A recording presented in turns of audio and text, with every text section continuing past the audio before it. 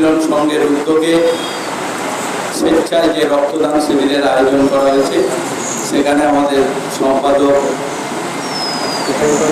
অভিক রয়েছে, সঞ্জয় আছে, রাকুদা আছে, বলাইদা আছে, আমার সম্মানীয় অমল দত্ত মহাশয় রয়েছে, সবাই এখানে উপস্থিত আছেন। বাপ্পা থেকে পলাশ থেকে আমার সমস্ত সম্মানীয় ব্যক্তিরা, মৌসুমী রয়েছেন, আমার এই ক্লাবের সমস্ত সদস্যরা, সবাইকে আমি আমার শুভেচ্ছা এবং ভালোবাসা জানাই।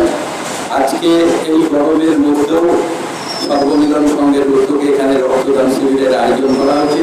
কারণ আমরা জানি যে এই সময় সাধারণত সব জায়গায় রক্তদান শিবির কেউ করে না, বেশি শীতের সময় হয়। এই সময় সারা জায়গার হসপিটালগুলোতে একটা রক্তের অভাব দেখা দেয়।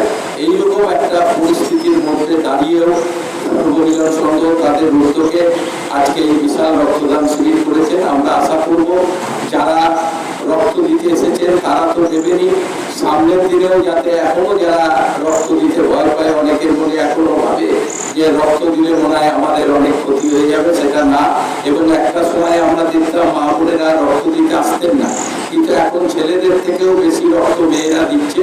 কারণ এইভাবে সবাই মিলে যদি আমরা এই সামাজিক কাজের মধ্যে দাঁড়াই, তাহলে অনেক মানুষের অনেক উপকার হবে। কারণ রক্ত আমরা জানি যে রক্ত টাকার বিনিময়ে পাওয়া যায় না, রক্ত মানুষের শরীরে তৈরি হয়, সেই রক্ত দিয়ে আবার একটা মানুষকে বাঁচিয়ে তোলা হয়। তাই এইরকম একটা সামাজিক কাজ, যত সামাজিক কাজ আছে তার মধ্যে সব থেকে গুরুত্বপূর্ণ সামাজিক কাজ হচ্ছে রক্তদান শিবির। সেই শিবির আজকে সর্বমিলন সংঘ তারা আয়োজন করেছে। আমরা আশা করব সবাই মিলে একসঙ্গে থেকে এই রক্তদান শিবিরকে সফল করে তুলুন। সবাইকে ধন্যবাদ, সবাই ভালো থাকবেন।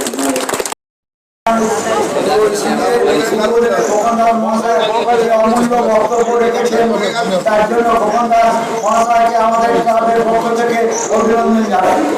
আরো জানাই যে আজকে যে সর্বমিলন সংঘ যেভাবে আয়োজন করেছে তাকে সাফল্যমণ্ডিত করার জন্য এখানে যারা উপস্থিত হয়েছেন, যারা রক্তদাতা এবং যারা এমনি আরো বিভিন্নভাবে উপস্থিত, তাদেরও সকলকে অভিনন্দন জানাচ্ছি।